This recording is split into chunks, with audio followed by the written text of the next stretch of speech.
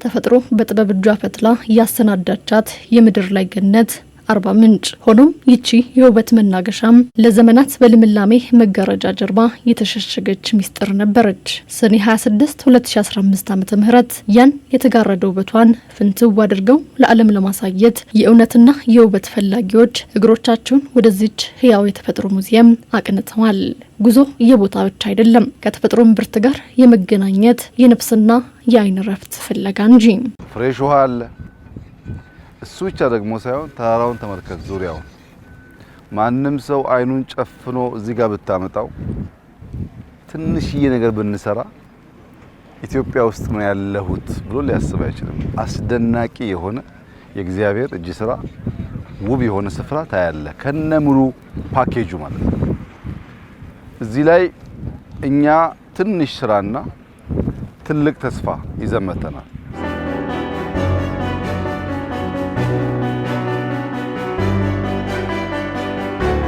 አርባ ምንጭ በጥበብ እጇ የታደለቻትን ድብቅ ውበት ፈልቅቆ ለዓለም ለማሳየት በአረንጓዴው ምድር ላይ አዲስ የታሪክ አሻራ ማሳረፍ ተጀመረ።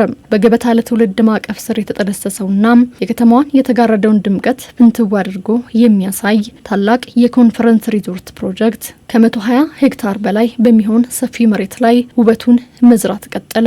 ይህ የልማት ምዕራፍ የተፈጥሮን ጌጥ ማደስ ብቻ ሳይሆን የነገዋን አርባ ምንጭ ለትውልድ በክብር የሚቀረጽበት ህያው ስዕል ነው። ስራው የገበታ ለትውልድ የሚታወቁ የቱሪስት መስህብ የሆኑ ስራዎች ናቸው። ተስፋው ግን የወሰድነው 100 ሄክታር ቦታ ነው። ከኤርፖርቱ 5 ደቂቃ ድራይቭ ነው። በባይክ በወኩሉ ከመምጣት ይችላል። ከኤርፖርት በያዝነው ቦታ ላይ በጣም ሞደርን እርሻ ቦታዎች አሉ። ከሱ ጎን ለጎን ግን ሞደርን ሲቲ አለ። ይህ ታላቅ ፕሮጀክት ገና ሲጠነሰስ በርካታ ተስፋዎችንና የልማት ህልሞችን በጉያው ሰንቆ ነው። በውጭ ሀገር የሚኖሩ ትውልድ ኢትዮጵያውያንን ማካተት ደግሞ አንዱ የእቅዱ አካል። ይህ እቅድ የኢንቨስትመንት መድረክ ብቻ አይደለም። ይልቁንም ፕሮጀክቱ የባህር ማዶ ልጆቹን በናፍቆት ይጠራል። የአርባ ምንጭ አዲሱ ውበት የጋራ ሀብታቸው፣ የጋራ ኩራታቸው ይሆናል።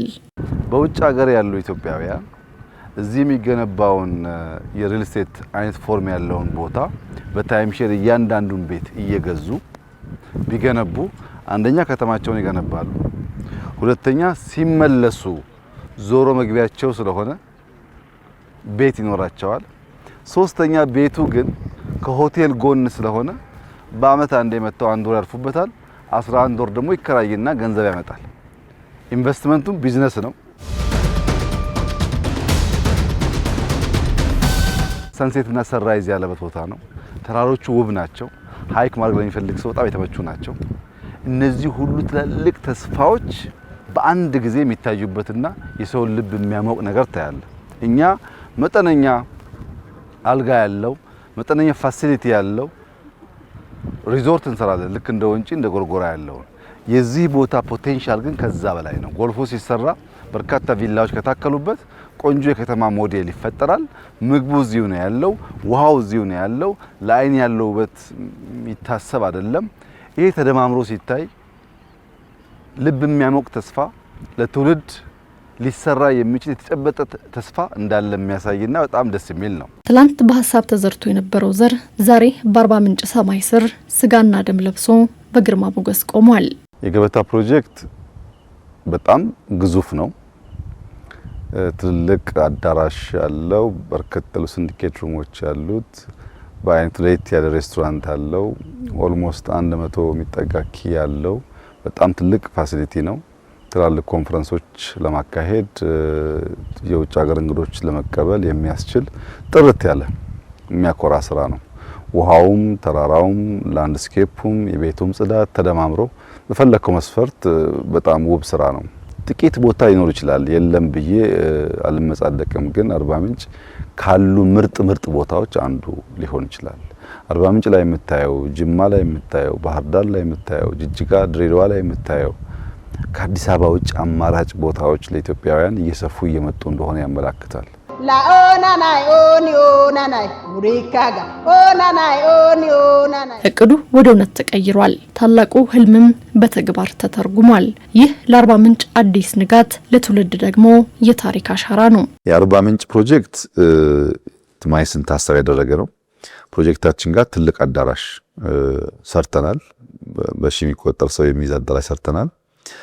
ለመጀመሪያ ጊዜ አዲስ አበባ ላይ የሺፒንግ ላይንስ ሄድኳርተር ከተሰራው ውጪ ከወጣ በኋላ የሚሽከረከር ሬስቶራንት የለም። አርባ ምንጭ ላይ ነው የሰራነው። ለመጨረሻ ፎቁ ላይ ከወጣ በኋላ ይሽከረከራል። ያ ሳይሆን የሚገርመው ግን ያ ሁሉ የተሰራው ውሃ ውስጥ ነው።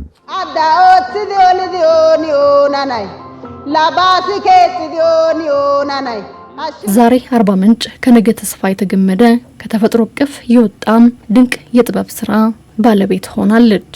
አዳኦት ዲዮኒ ኦናናይ ላባሲ ከት ዲዮኒ